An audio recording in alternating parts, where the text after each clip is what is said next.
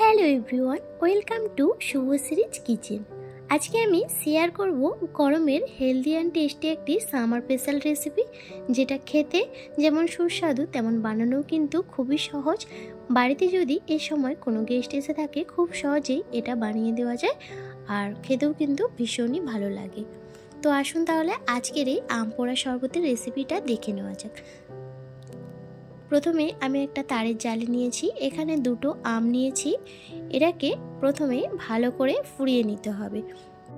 অবশ্যই এখানে গ্যাসের ফ্লেমটা মিডিয়াম থাকবে। মিডিয়াম ফ্লেমে আমগুলোকে পোড়াতে হবে। একটু সময় লাগবে ঠিকই, তবে আমগুলো যদি ভালো করে না পোড়ানো হয় সেক্ষেত্রে কী হবে, ভেতর থেকে আমগুলো শক্ত রয়ে যাবে আর বাইরেটা পুড়ে যাবে।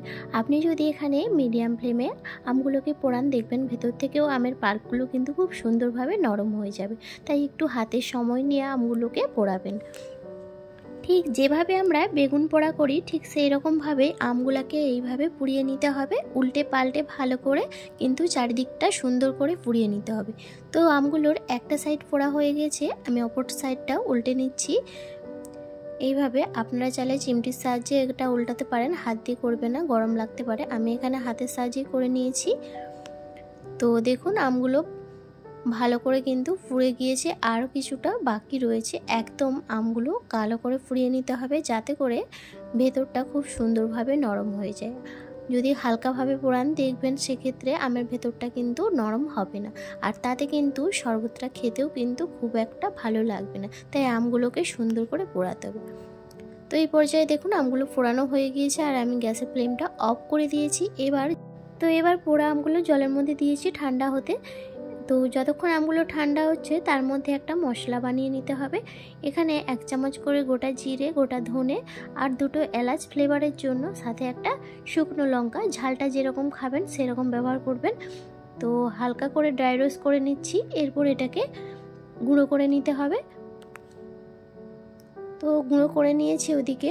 এবার দেখুন এদিকে আমগুলো খোসাগুলো ছাড়িয়ে নেব ভালো করে।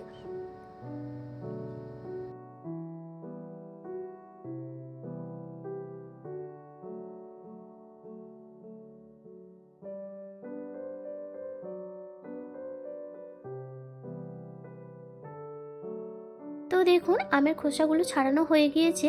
এবার আমি আমের পাল্পটাকে বের করে নেব। আপনারা চাইলে এখানে গ্রেটারের সাহায্যে গ্রেট করে নিতে পারেন, কিংবা এইভাবে আমার মতো হাতের সাহায্যেও এইভাবে আপনারা পাল্পগুলোকে ছাড়িয়ে নিতে পারেন। এরপর এটাকে মিক্সিতে পেস্ট করতে পারেন, কিংবা কোনো স্ম্যাশারের সাহায্যে ভালো করে স্ম্যাশ করে নিতে পারেন। তো আমি এখানে স্ম্যাশার ব্যবহার করেছি, আপনারা চাইলে মিক্সিতে এটাকে পেস্ট করতে পারেন। এবার আমের পাল্পটাকে আপনারা ফ্রিজের মধ্যে সংরক্ষণ করে রাখতে পারেন। বেশ কিছুদিন রেখে খাওয়া যাবে। যখনই মনে হবে শরবত খাওয়ার, তখনই 2 চামচ করে বের করে আপনারা শরবত বানিয়ে খেতে পারেন। তো আমি কিছুটা পাল্প তুলে রেখেছি। এবার ওর মধ্যে 2 গ্লাস জল, সাথে কিছুটা পরিমাণ বাতাসা। মিষ্টির পরিমাণটা আমটা কতটা টক রয়েছে সেই পরিমাণে দিয়ে দেবেন। আর সাথে দিয়েছি ওই ভাজা মশলা যেটা বানিয়েছি 1 চামচ, আর দিয়েছি 1 চামচ কালো লবণ দিয়ে এবার জলের সাথে ভালো করে মিক্সড করে নিতে হবে। এখানে আমি মিষ্টির ক্ষেত্রে বাতাসা ইউজ করেছি, আপনারা চাইলে চিনি দিয়েও এই শরবতটা বানাতে পারেন। তো সব কিছু ভালো করে গুলে নিয়েছি দেখুন। এবার পরিবেশন করুন। এখানে আমি 2টো গ্লাস নিয়েছি, গ্লাসের মধ্যে পরিবেশন করছি।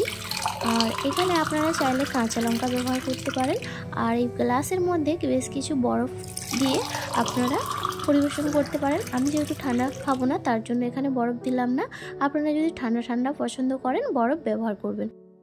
আজকের এই আম পোড়া শরবতের রেসিপিটা আপনাদের কেমন লেগেছে অবশ্যই জানাবেন। যদি ভালো লেগে থাকে বাড়িতে ট্রাই করবেন, সেই সাথে বন্ধু পরিবারের সাথে শেয়ার করবেন।